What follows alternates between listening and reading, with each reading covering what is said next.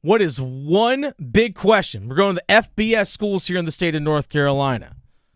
One big question for each college football team that you're not asking but need to.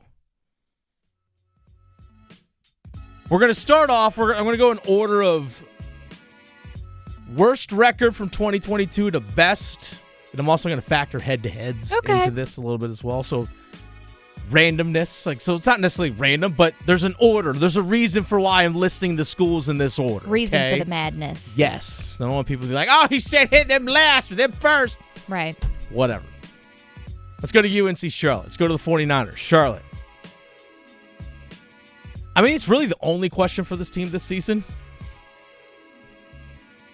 What's your roster going to look like moving forward? Yeah. New head coach, probably turning things over a little bit. How are things with recruiting?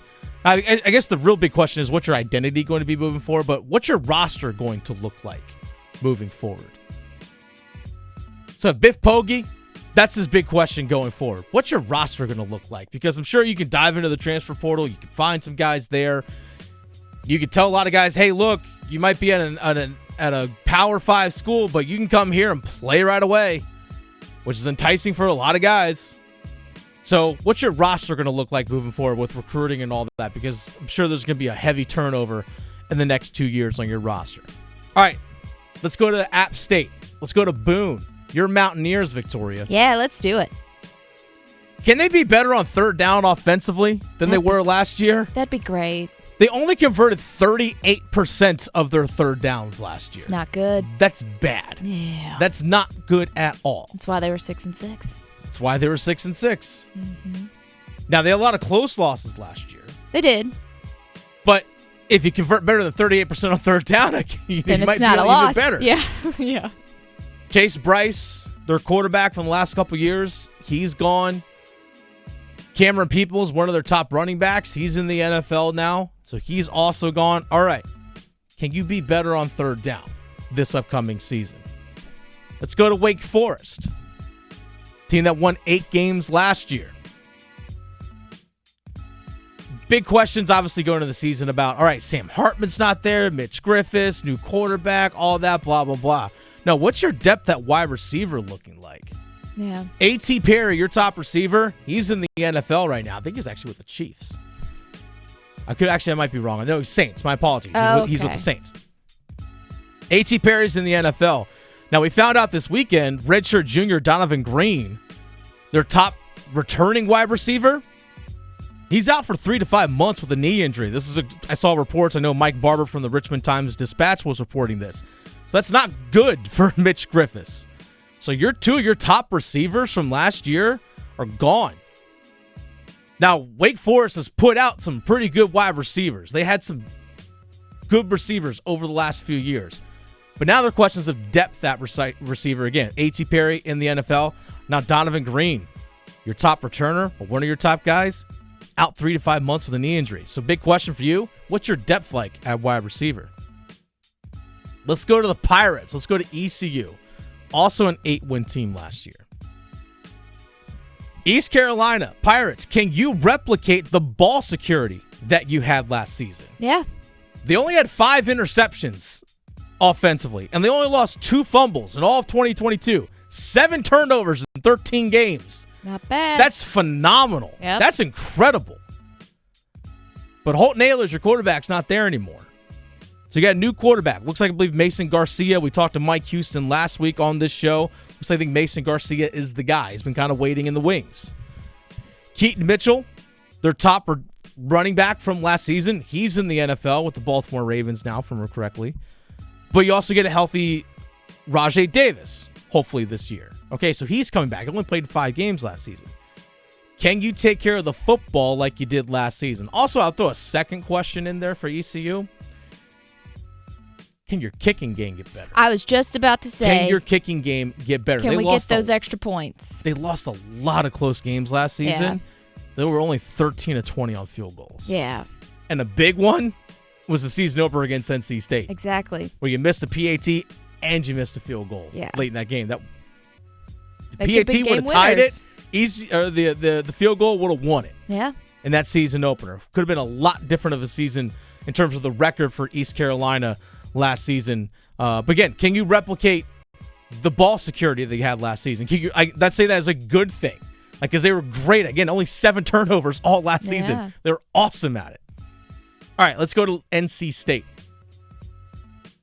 Depth at linebacker. Drake Thomas, Isaiah Moore, both in the NFL. Now, Peyton Wilson is back. That guy should have been a preseason All-ACC selection. He was on my ballot. Should have been. I wonder if people are holding injuries because he's dealt with injuries a lot throughout his career. Even dating back to high school, dealing with injuries. But that dude's a stud when he's on the field. All right, so he's back. I know Jalen Scott, when Peyton Wilson's been hurt in the past, has gotten a lot of reps at linebacker. So he's a senior. He's coming in as well. But who else fills these spots, right? Because, again, talked about Wilson and his injury history that he's had. He's missed quite a few games. And Drake Thomas and Isaiah Moore are in the NFL. So, yeah, you have Peyton Wilson. You have Jalen Scott. Who steps up and fills that void for them on defense at linebacker? Because last season, I thought, honestly, the strength of that defense last season was phenomenal. They're one of the best in the ACC. Top 15, top 20 defense in the entire country. And I thought, in my opinion, the strength of that defense were those 3 guys at linebacker. They run that 3-3-5 defense. I'm now not trying to disparage or downplay any of the other guys that they have. I think their secondary returning is also, especially at corner, is really good. But the big question for them, can you replace that production at linebacker? Because those 3 guys were super versatile. Yeah. They could play up on the line of scrimmage or off ball. They're really good in coverage as well. That's the big question for them moving forward. All right. So the next one, let's go to Duke, who had 9 wins last season. Big question for them, can you win on the road? That's the big question for Duke this upcoming season. You finished 9-4 last season, first year under Mike Elko. Great season. You only went 3-3 on the road, though. You lost 35-27 at Kansas. This is when Kansas was running hot early in the season last year. I know their quarterback got hurt for the Jayhawks. This is when Kansas started off the season like 6-0. So, okay, you went on the road to Kansas. You hit a hot team. You only lost by 8. So, a one-possession game. Then you lost 23-20 at Georgia Tech.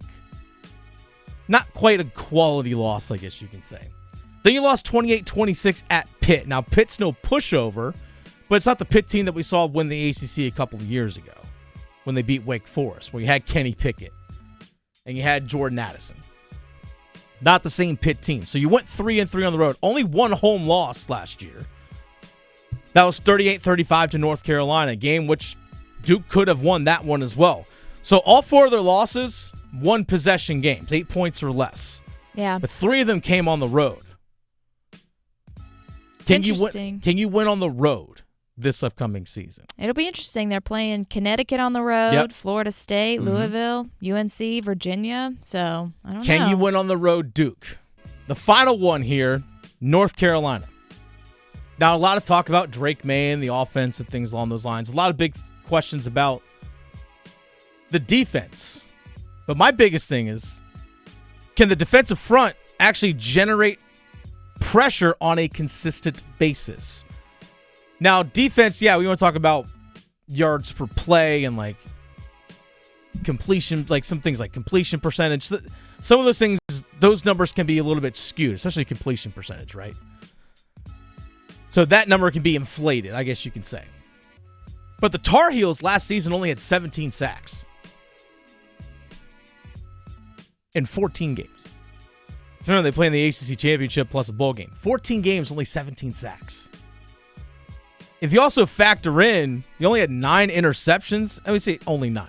They had 9 interceptions last season and only 5 fumble recoveries. So I like to use the term that some coaches like to use. It's called splash plays, right? Because, you can stop a run for 3 yards. But what are you actually generating in terms of what they call splash plays? Sacks, forced fumbles, fumble recoveries, interceptions, maybe even a safety or a touchdown. Splash plays, right? Big plays. You got to be consistent and make stops when you need to. Get off the field on 3rd down. But can you make splash plays? Okay? If you combine 17 sacks in 14 games, along with 9 picks and 5 fumble recoveries. That's 31 splash plays over 14 games. That's barely over 2 a game. You need more. Drake May can't do it all himself. Okay? Can you, as a front, generate enough pressure consistently? North Carolina. That's going to be your big key. So, yeah, those are questions for all the FBS teams. One big question for each college football team that you're not asking but need to. Things to look forward to this upcoming season.